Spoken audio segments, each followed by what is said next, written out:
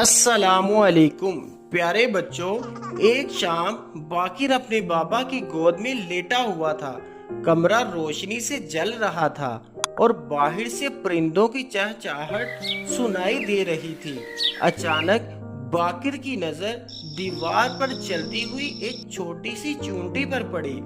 वो चंद लम्हे उसे देखता रहा, फिर मासूम से लहजे में बोला, बाबा ये चूंटी इतनी छोटी क्यों होती है?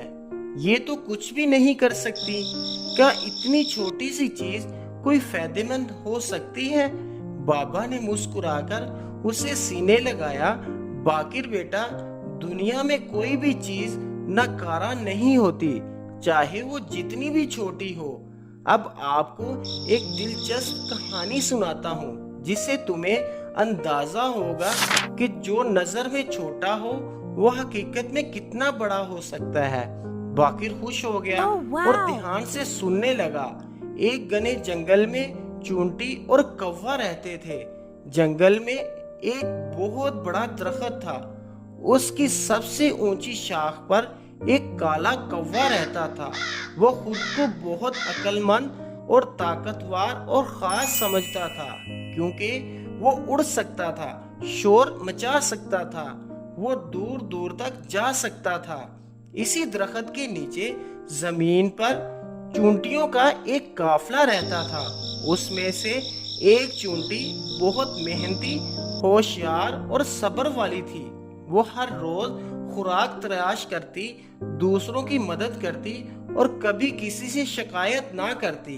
कौवा अक्सर ऊपर से नीचे देखकर चूंटी पर हंसता और उसका मजाक उड़ाता। अरे अरे, तुम लोग तो बस रेंगने के लिए पैदा हुई हो, ना पर ना आवाज ना ताकत। तुम्हारी अहमियत ही दुनिया में नहीं है। वो चूंटी रेंगती उसे देखती और नरमी से कहती, हम छोटे जरूर हैं मगर काम बड़े करते हैं। हम मिलकर जीते हैं, मेहनत करते हैं और कभी हार नहीं मानते। कौवा जोर से हंसता और उड़ जाता। कुछ दिन बाद एक खतरनाक तूफान आया। आंधी चलने लगी, बारिश बरसने लगी, दरख्त झूम रहे थे। कौवे का घोंसला टूटकर नीचे गिर गया। कौवा बार बार उड़ने की कोशिश करता, मगर बारिश और थकन के बायस वो उड़ ना सका और नीचे आ बैठा। उसकी नजर चूंटियों पर पड़ी, जो अब भी मुनज्जम अंदाज में अपने कामों में लगी हुई थी। कौवा शर्मिंदा होकर बोला, मुझे माफ कर दो, मैंने तुम्हें हमेशा छोटा समझा, लेकिन आज समझ आया कि तुम्हारे अंदर कितनी ताकत है। क्या तुम मेरी मदद करोगी? चूंटियों ने नरमी से कहा, हम किसी को छोटा या बड़ा नहीं समझते।